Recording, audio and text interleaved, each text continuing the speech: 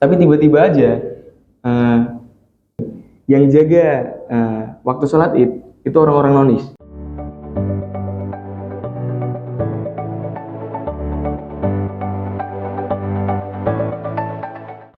Assalamualaikum warahmatullahi wabarakatuh. Selamat datang di Smabara Podcast, bincang edukatif dan asik. MA Robatul Mubtadiin Balikambang Jepara. Kali ini kita sudah bersama salah satu narasumber kita dari santri Madrasah Aliyah sendiri yang berasal dari Kupang, Nusa Tenggara Timur, yaitu Atmanun Nadifa Galuh. Nah, dia ini adalah salah satu ketua Ibnu Madrasah Aliyah yang menjabat di tahun 2024-2025. Silakan Pak Galuh mengenalkan diri. Assalamualaikum warahmatullahi wabarakatuh. Perkenalkan, nama saya Muhammad Akmal Nadifa Galuh. Saya berasal dari Kupang, Nusa Tenggara Timur. Alhamdulillahnya menjabat sebagai Ketua Komisariat Ibnu Madrasah Aliyah Rodotul Mubtadiin Balikambang tahun 2024-2025, ya di tahun ini. Nah, kita kan mengusung tema tentang Ramadan tahun ini. Yeah. Dari Ramadan ini, habit yang udah kamu lakuin tahun ini apa? Untuk habit yang udah dilakuin, pernah ngerasa gak sih kalau kita lagi baca Al-Quran di Ramadan, bulan Ramadan, mungkin kita baru bacanya itu cuma 2 atau 3 menit atau beberapa menit lah. Tapi tiba-tiba aja Quran yang kita baca ini udah sampai 3 juz, 4 juz, bahkan lebih. Itu aku juga sebenarnya ngerasa kayak kalau misalnya kita baca Quran di selain bulan Ramadan, itu 1 lembar 2 lembar itu kayak udah ngerasa capek, ya enggak? Iya, bener banget, karena ini jadi habit pertama aku di bulan Ramadan 2025, baru banyak membaca Al-Quran. Terlebih lagi di bulan Ramadan ini, baca Quran tuh kayak nggak ada rasanya. Iya benar. Nah, terus habit-habit yang selain Al-Quran coba ada lagi nggak? Untuk habit yang kedua, pasti udah banyak orang ngelakuin juga di bulan Ramadan, yang mungkin di luar Ramadan nggak bakal ada, yaitu ngabuburit. Iya benar sih, ngabuburit tuh khusus Ramadan ya. Iya, ngabuburit.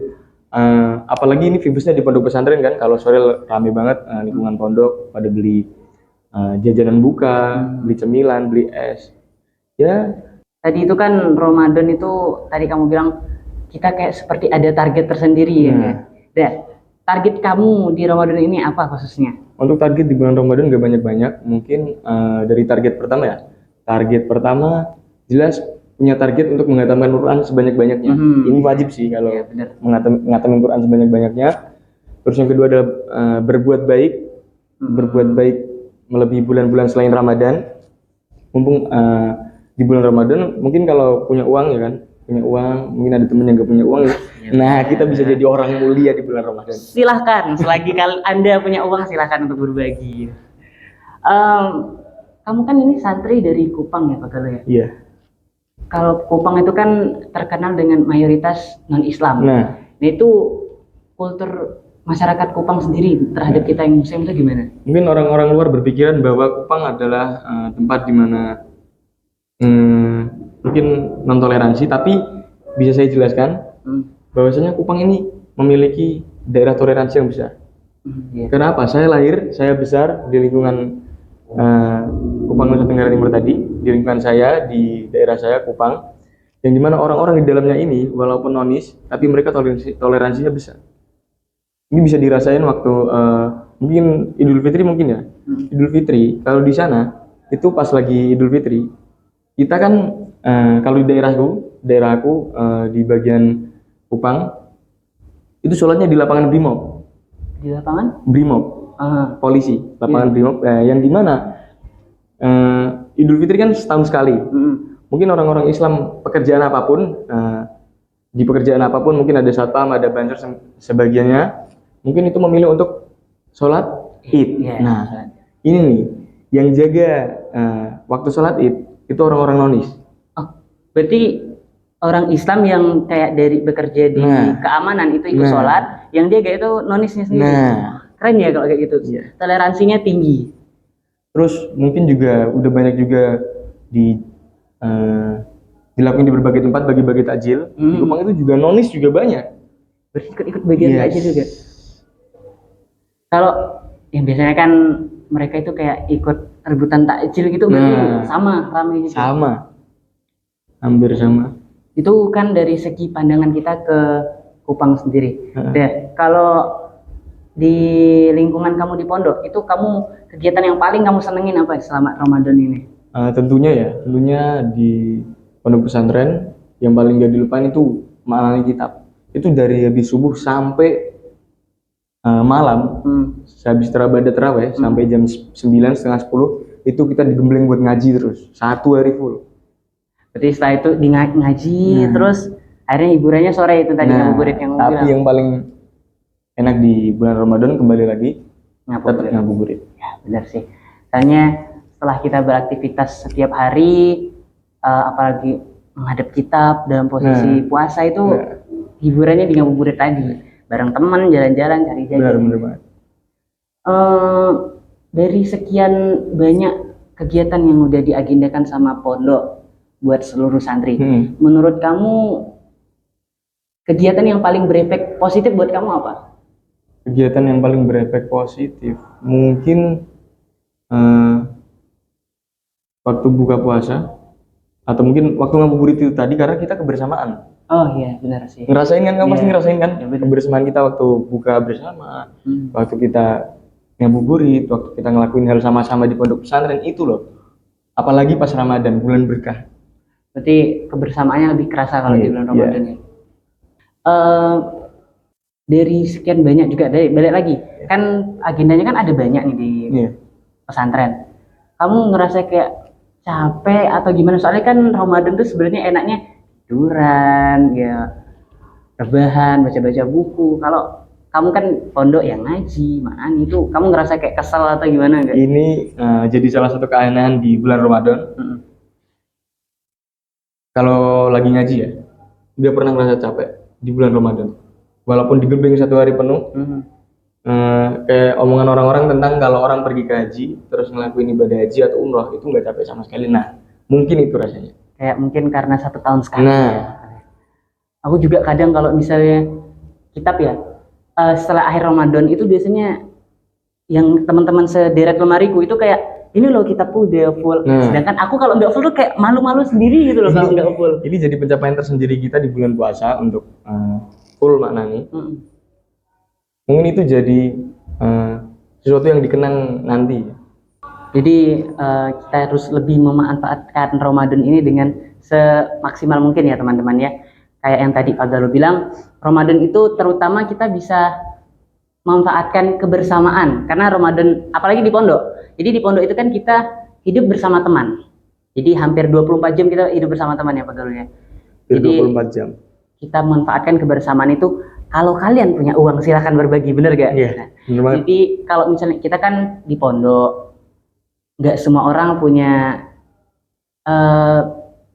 orang-orang tinggi lah, nggak semua orang punya uang terus. Jadi kalau misalnya kita ada ngeliat teman yang mungkin nggak punya uang tapi dia nggak mau ngomong, itu sebenarnya bisa dilihat. Apalagi di pesantren kan bukan kalau buka puasa kan terbuka sih, nggak tertutup.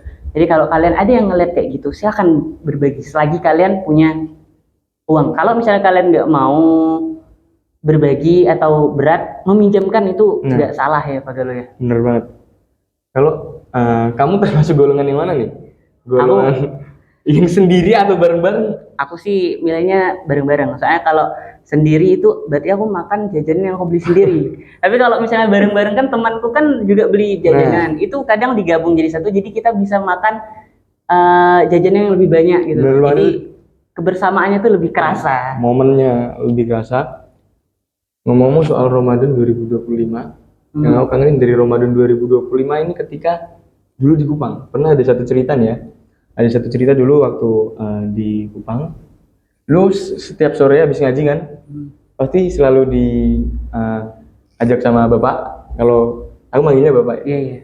Bapak, ayo kak ngabuburit. Kita muter-muter Kupang dengan tujuan ngabuburit. Sekalian mau beli buka. Kita jalan-jalan. Nah ini nih yang jadi suatu cerita asik yang nanti bakal aku ceritain. Ini sering aku ceritain ke orang-orang bahwasanya ketika aku punya niatan untuk membeli buka puasa, tiba-tiba banyak orang yang mungkin bagi-bagi takjil di jalanan. Iya. Nah itu jadi momen yang mungkin Gini loh, kita kan niatnya kan mau beli buka takjil untuk buka puasa, tapi malah ditawarin. Iya, kayak rezeki yang harusnya kita keluarin pakai harta kita, tapi malah datang dengan gratis gitu ya. Gini. Sebenarnya itu kayak ciri khas Ramadan ya menurutku. Bagi-bagi takjil gratis. Ngomong-ngomong soal ciri-ciri masjid waktu bulan Ramadan, di masjid aku juga itu ngadain kayak, ada nggak sih punya kamu setiap puasa itu giliran membawa jatah buka puasa ke masjid.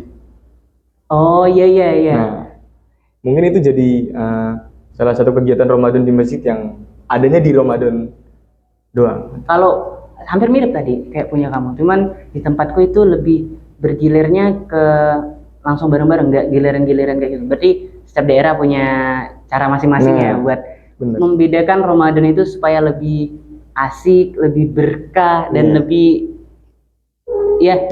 mendapatkan pahala yang lebih banyak lah. Mungkin teman-teman dari ini kita bisa mencari sesuatu yang lebih baik, karena Ramadan itu semua pahala itu dilipat gandakan. Jadi kalau misalnya kalian ingin berbuat baik, ingatlah bulan Ramadan itu melipat gandakan segala sesuatu. Kayak yang Pak Galuh ceritain tadi tentang berbagi, kebersamaan. Kalian nggak punya uang buat berbagi itu nggak masalah. Tadi salah satu jenis-jenis sedekah itu senyum, teman-teman. Iya. Jadi kan tadi ngabuburit itu kan bareng-bareng sih ya. Jadi bareng-bareng itu kita ketawa-ketawa bareng, ngibur-ngibur itu juga termasuk salah satu ibadah. Jadi Ramadan itu benar-benar suatu yang sangat ditunggu-tunggu lah selama satu tahun ya. Banget. Ini kembali lagi Pak Galuh ke soal kamu kalau misalnya Ramadan itu ngerasa kayak apa ya? Aku tuh kadang kalau misalnya mau selesai Ramadan itu kayak ngerasa sebenarnya Ramadan ini melelahkan. Tapi kalau nggak ada Ramadan tuh kayak sayang banget gitu loh. Bener banget. Kamu ngerasa kayak gitu nggak kira-kira? Ngerasa banget karena ini satu bulan yang mungkin jarang vibes-vibes Ramadan kan, itu jarang banget ada di bulan-bulan selain Ramadan karena banyak banget keunikan, apalagi warga-warga Indonesia kan. Warga-warga Indonesia selalu punya cara unik untuk mengekspresikan diri. Mungkin di bulan Ramadan juga itu jadi momen tertentu untuk mereka mengekspresikan diri mereka. Terutama kayak di asrama ya. Aku itu kadang kalau misalnya selain bulan Ramadan, kalau misalnya mau sholat tahajud itu berat kalau mau buat bangun khusus malam cuma buat sholat tahajud. Sama. Nah, tapi kalau Ramadan tuh gara-gara sahur kebantu nggak menurut kamu? Kebantu banget. Serasa jadi orang mulia. Aku bilang tadi serasa jadi orang mulia. Kita padahal dituntut untuk bangun sahur, bukan dituntut sih, punya keinginan untuk bangun sahur, tapi alhamdulillahnya kita dibantu untuk sholat tahajud juga. Jadi berarti sholat tahajud kali ini tuh terbantu gara-gara sahur tadi. Iya, bener banget. Jadi Ramadan itu membantu segala sesuatu yang jarang kita lakukan. Bener banget. Kayak ya tadi ada target tersendiri, bener gak? Nah, jadi kita bincang-bincang kali ini itu bukan sekedar cuman omong-omong kosong, tapi kita bisa mengambil sesuatu yang bisa kita jadikan kebiasaan sehari-hari. Jadi Pak Galuh punya pengalamannya sendiri di Ramadan, aku juga punya pengalamannya di bulan Ramadan. Jadi kalian teman-teman itu bisa kayak, oh kayaknya ini bagus nih, coba dong aku ikutin. Oh ini kayaknya bagus nih, aku mau lakuin dong. Nah, jadi tujuan kita kali ini tuh berbagi untuk menjadi orang yang lebih baik gitu teman-teman.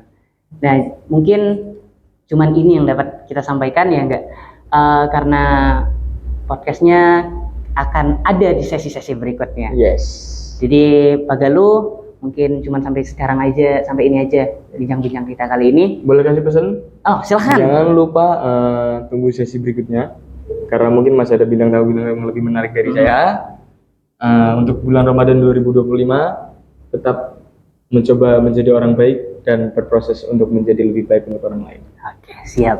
Dan sekian teman-teman, kurang dan lebihnya kami mohon maaf. Allah muwaffiq ila aqwamit thoriq. Wassalamualaikum warahmatullahi wabarakatuh. طارت روحي حبا في المنام إليك رام كل قربا سيدي لبيك قلبي في المنام هنا